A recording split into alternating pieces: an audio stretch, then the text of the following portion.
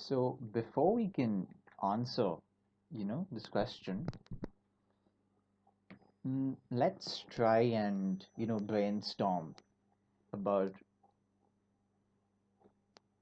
what the what the answer might look like, or what the potential problems are, the potential obstacles in coming to an answer would be like, and what kind of tangential related topics about this question we can come up with.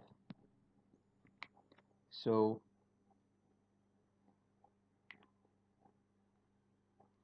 something that's really big on my mind is wage inequality.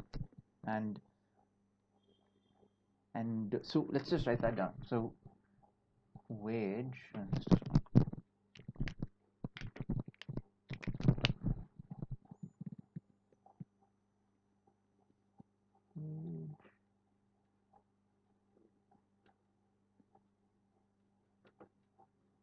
so when I think of wage inequality, I think of poverty, right?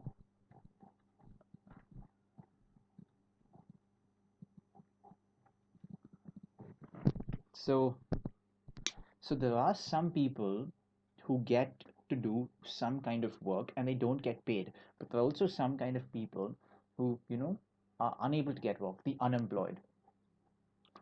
But that is beyond the scope of the present discussion. Maybe we can come back to that point later, unemployment. But if everyone's doing some work, um, why are they paid differently? Can't everyone be paid the same amount? Equality. What does equality mean in this context? And so let's write that down. Equality.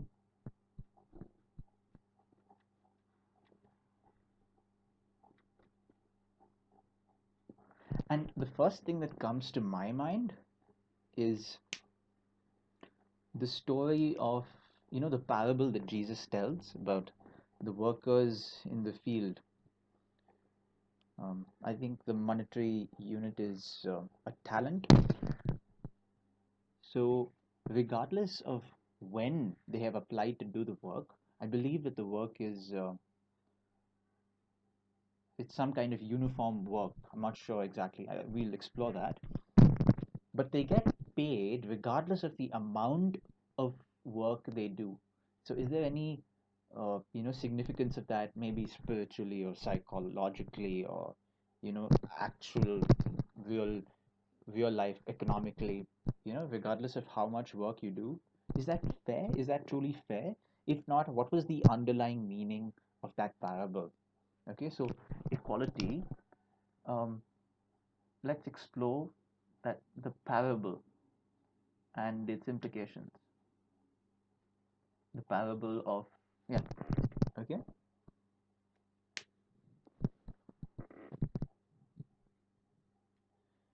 Now, suppose I were to get into a small group of people and I were to, you know, say, uh, let our artistic collective, let's have like somewhat similar but overlapping roles, and I'd like to be paid for my efforts. So, let's all get the same amount. But then if somebody starts working less, uh, or if somebody demands more, there'll be some sort of group pressure to maintain, equality or democracy, something like that.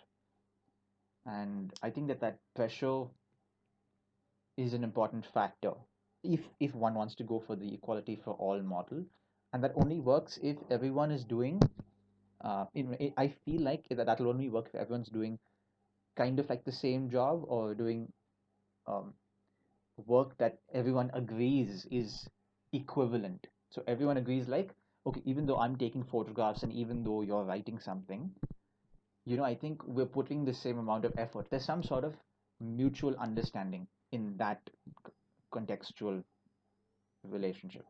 Okay, so equality, and the question of fairness. Does equality really translate to fairness? Mm, what else? What else can you think up of? Right, this is something that really makes sense.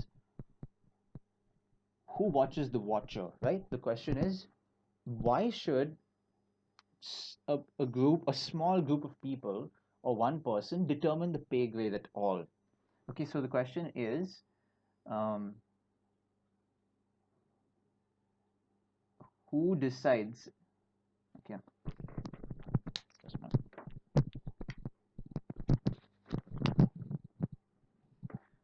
Who decides? Who decides and why?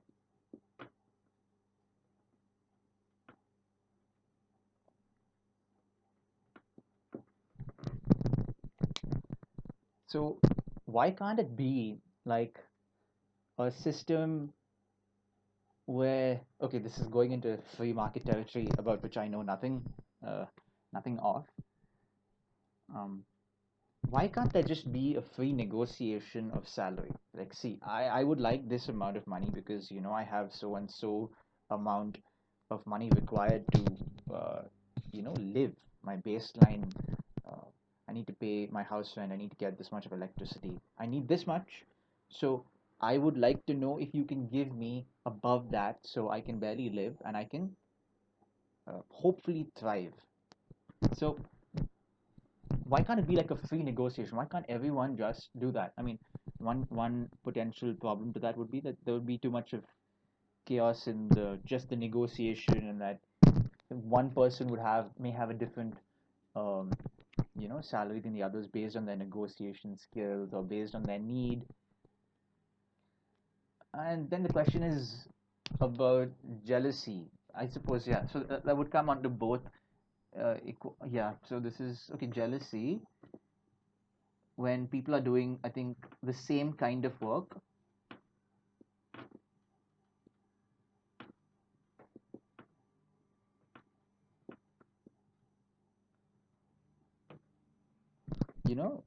Why jealousy, envy?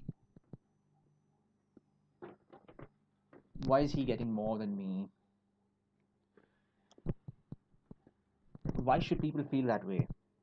If you can get by and if you're enjoying your work, so these couple of questions gives us a framework of something to do with the, the how work interacts with an individual versus the collective. So let's say work with with respect to individual versus collective, um, within the context of some uh, organization or institution.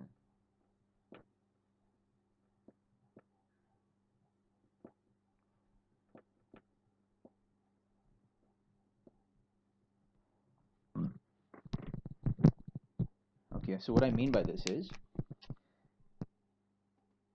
if the organization or institution is based on an idea of, service, or, whatever are the components of that organizational, what the organization stands for, what it does, if that spirit of that organization permeated down to every member of the organization, and if every organization was, you know, knew each other and knew what other people were going through, maybe the organization would be something like a living entity, like a complex living entity where it would be a community of sorts, where people would know what the other person's need would be. So there is no single determinant of pay grade. Everyone would know that, there is a certain inflow to the organization based on, various, uh, because some people are the key drivers of that inflow. Not everybody, based on their work, contributes to the inflow directly, but they contribute indirectly, and it's vital, absolutely vital to the structure and the function of the entire organization. For example, um, if they want to, I don't know, for example, the first thing that comes to mind is, the janitor or the cleaning person. Um, if they weren't there, the organization would get really dirty and nobody could be able to function. And then the question is that should that role be a specialized role? Let's even add that. Um, what is the exact role of specialization? And you know, why can't these sort of jobs can a person of a highly specialized knowledge stream do labor in small regards to cleaning, like cleaning their own office or something like that? Why can't they do a little bit of that for themselves, right? Just doing one narrow-minded specialization job.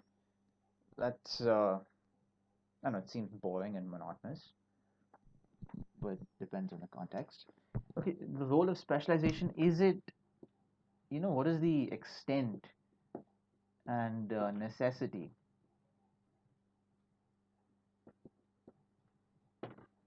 Okay, what else?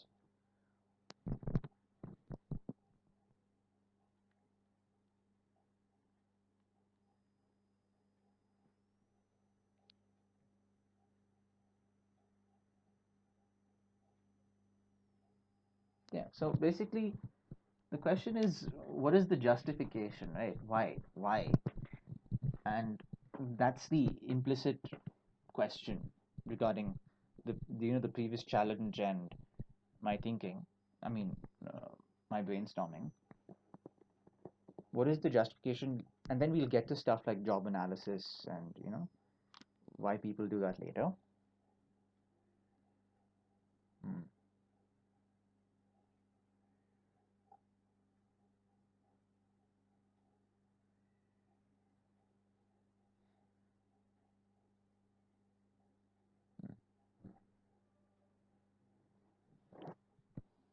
Let me check if I made any notes.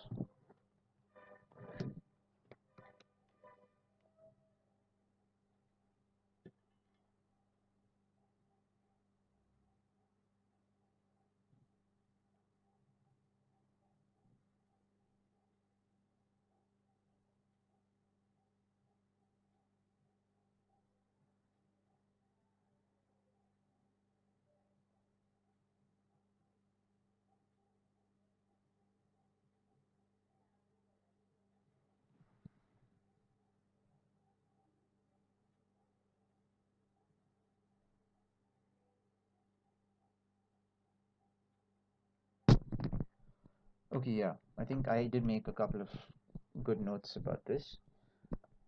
So this is within a broader concept of putting a price on something. So even when you are working for an organization, you are selling your services. Basically, you're saying, I am going to add value to this organization, and you will appreciate my value by giving me monetary assistance. So there's a transaction, and that you could consider that transaction as being a price of the labor.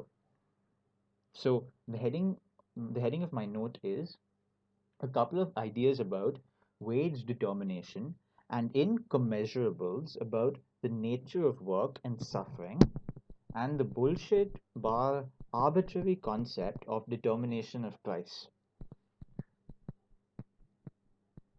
So that is kind of what I want to get towards at the end. So even if we do come up with a good pay determination for this, I would still, lean towards the answer as being ultimately bullshit. And I mean that in a philosophical sense. So, bullshit. BS. Okay? BS, Harry Frankfurt's definition. And this is the basis why there is so much of variability um, on the international, in the international spectrum. So you have, for the same job role, the same work a person does, why is it that, okay, I think this is not necessarily bullshit, but maybe there's a component of bullshit to the, there's a variability. So the idea is may explain variability,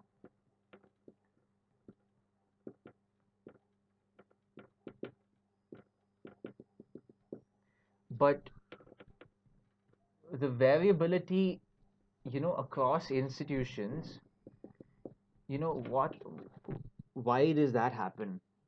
Is, maybe something to do with the population's economic structure or whatever, right? Like the GDP or the population. Hmm? I don't know.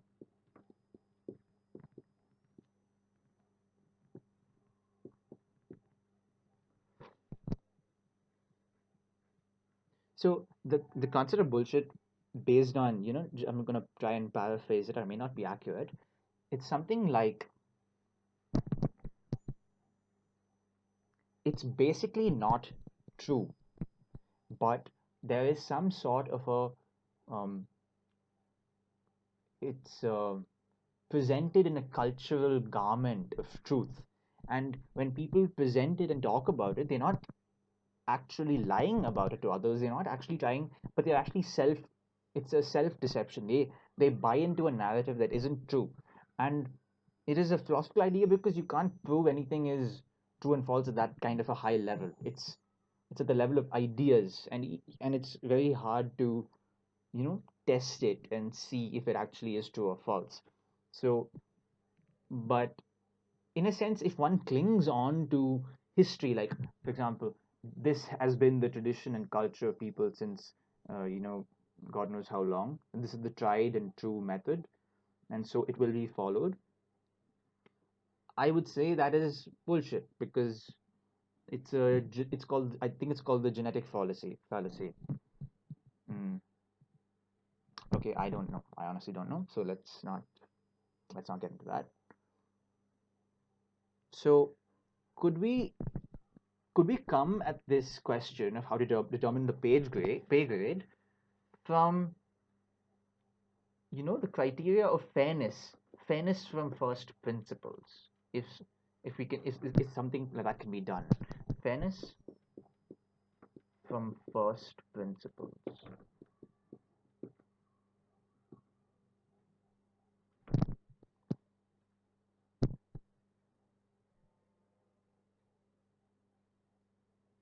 Okay, and can we come to terms with uncertainty? I don't know what I meant when I wrote that.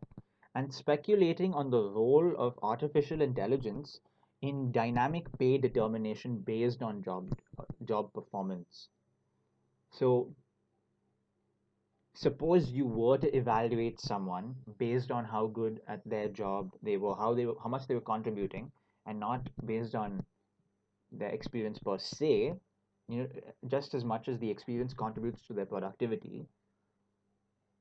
Then could we have, okay, we could, I mean, the question is, can we have an AI determine uh, pay grade?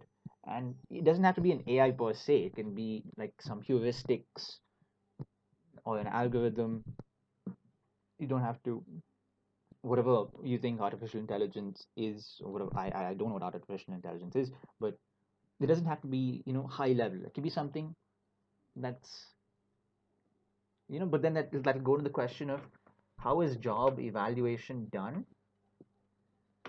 job eval, and can we automate it such that, an AI can do it. So nobody's making the decision, so that there is some sort of an objective veneer of determination of pay grade. So I mean, someone who makes this software would, I mean, they don't have to be subject to the pay grade, but it doesn't the the pay is truly fair, and it doesn't really, there's no, abusive position of power, like I am, so and so high elite person in the institution, and I set the payroll, I think this is fair. The person, then how do you, what is the role of negotiation, and how do you deal with the, okay, what is the role of negotiation? That's also a good question. Then what other question? Right. So I wrote a nice note about the concept of work with respect to individual versus collective. So this is from John Kay's book called Obliquity. So I'm going to read a section from his book. An old story tells the visitor who encountered three stonemasons working on a medieval cathedral and asks each what he is doing. I am cutting this stone into shape, says the first, describing his basic actions or his low level actions. Say, it's not a judgment on the fact that he is low or something, it's the fact that he's engaging with the material in a very physical and tangible way. Okay, so I am cutting the stone to shape, says the first, describing his basic actions. I am building a great cathedral, says the second, describing his intermediate goal. Okay, and I am working for the glory of God, says the third, describing his high level objective. So basically, what's happening here is the third person is the priest who commissioned the architect who got a bunch of um, construction workers to help build. So this is that sort of, you have well defined roles and each of them have a different interpretation of the objective. So the construction of the architectural masterpieces required that high objectives be pursued through lesser but nonetheless fulfilling goals and actions. So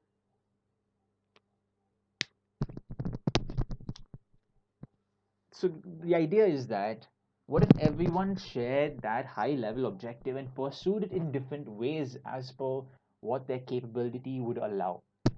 So,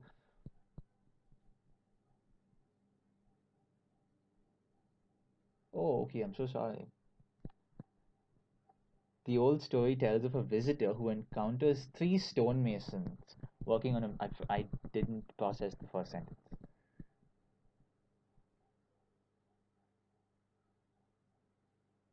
So, the idea is that they're all working at that low level. They ideally all should have the objective of, I'm cutting the stone to shape, but they can interpret that in at different levels. And the question is, do they contribute to the cathedral more when they align themselves with the highest objective? That is, I'm building a cathedral for the glory of. I am working. No, no, no. I'm not building a great cathedral. Why is the cathedral being built? I'm building this cathedral because I'm contributing to why the cathedral is being built, and that is for the glory of God, whatever that constitutes. I want people to come and pray. I want this cathedral to exude architectural magnificence to all the people who gaze upon it from a distance. So I'm not exactly being clear on how this um, it relates to this point, but let me explain.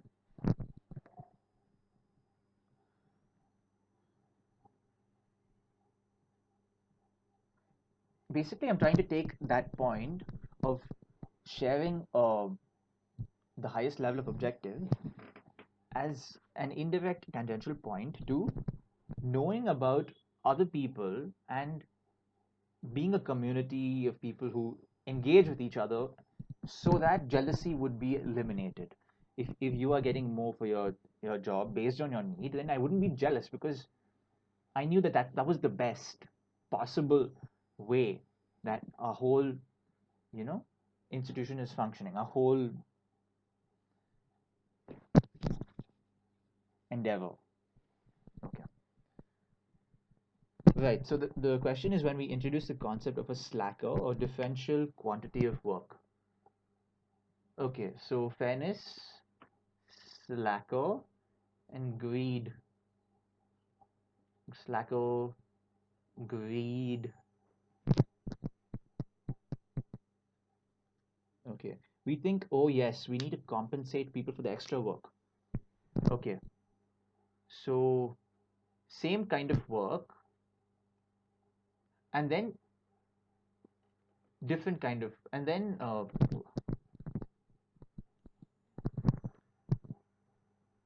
compensation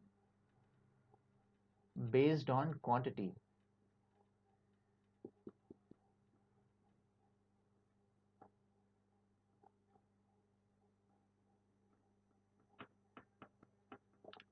Maybe another point that may be related to wage inequality, but maybe at a more fundamental level, is that people have different talents.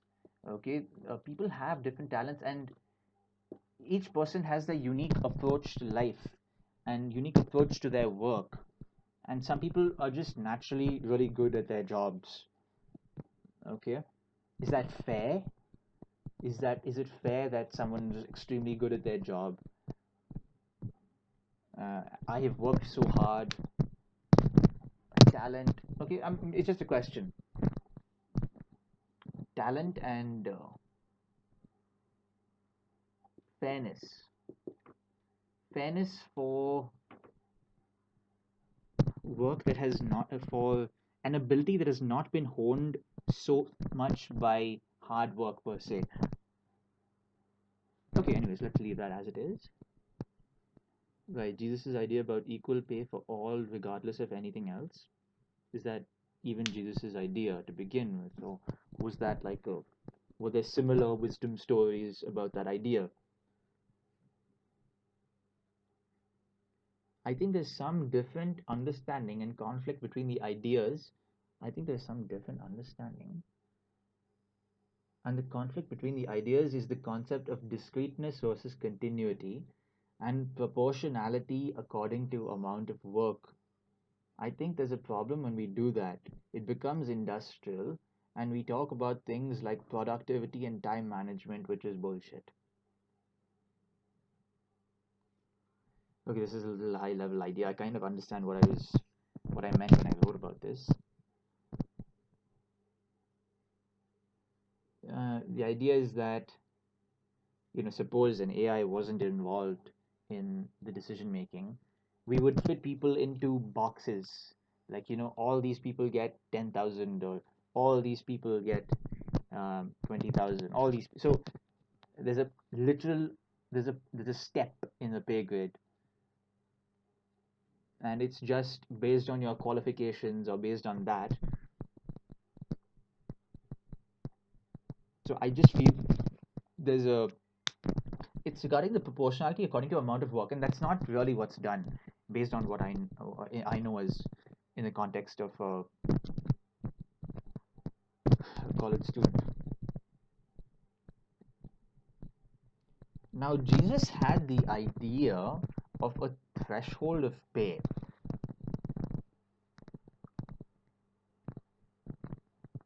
Okay, so the question is, what is the criteria for which, you know, um, if people work in a field and Jesus paid them all, the same money.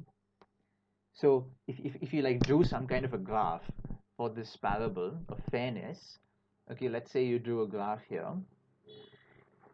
The For whatever the amount of work each person does, right?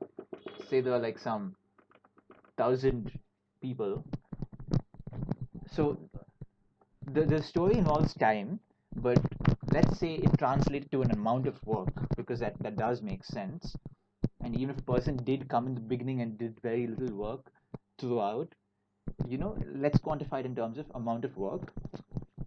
So 1,000 people, Jesus still paid them a constant, a constant amount. What exactly does that mean? And what is the criteria of work? So is it anything that is positive with regards to some goal or intention? Is that the criteria of work that Jesus applied? Am I, I'm not saying that my interpretation is gospel truth or anything. I'm just asking questions and exploring.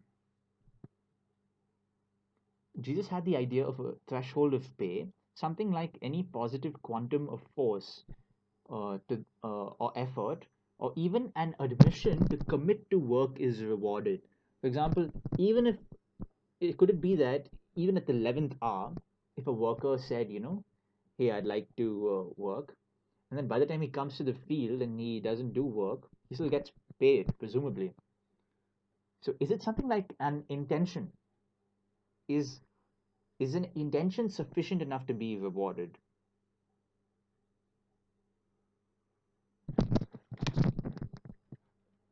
Okay, right. This would be under parable intention. Is it the intention to work, right?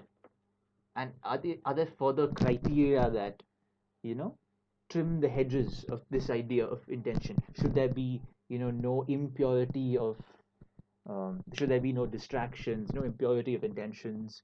I'm going to do this for another reason. Is there something like that going on? And then I wrote, oh my god, I think there is something else going on here. As soon as we say wage determination, it begs the question, who determines the wage?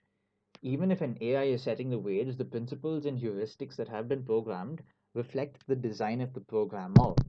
So, in effect, we have a non participatory decision making. What Jesus conveys is that money cannot be given out on any arbitrary measure. Damn it, Jesus probably invented the concept of a conditional universal basic income, but with a slight set of tweaks. What is universal basic income? Okay, UBI. UBI. Hmm. Did Jesus invent universal basic income? Let's find out.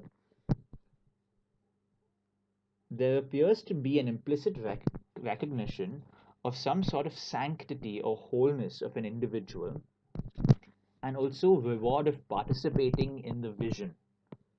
The vision of whatever the activity is supposed to be. What So basically, we want to answer the question: what were Jesus's attitudes towards money? Just as a intellectual exercise, because there are other examples of Jesus's attitudes to money being expressed in the famous in his famous saying of "Give to Caesar what is Caesar's and give to God what is God's." So where exactly does money come into you know whatever what could Jesus have been thinking about that? What is the third option? Subversion and reframing the problem question. So basically, I will be trying to answer this question, but maybe I will also be saying this question is wrong, or this question is conceptualized within a framework that I don't agree with, or that I would like there to be certain solutions or tweaks in certain respects. Okay, so the third option, I mean, it's just a phrase, meaning, is there something we haven't thought of before that could change everything? The third option, a subversion. It's a totally overused word. I know. Subversion. What else? Reframing the problem question. Okay, reframing.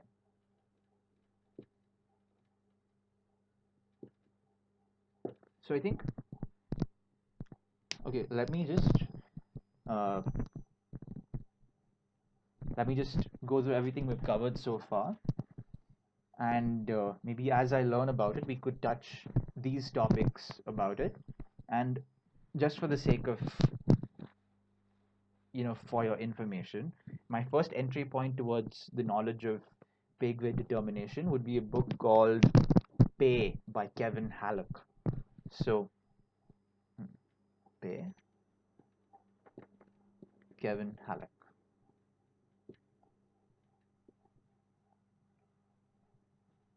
So,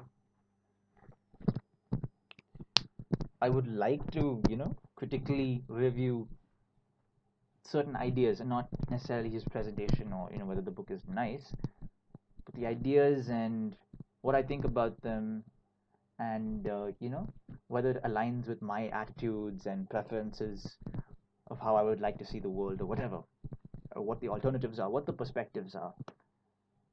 And so yeah, so this is the preliminary perspective brainstorming session, and let's delve into the content.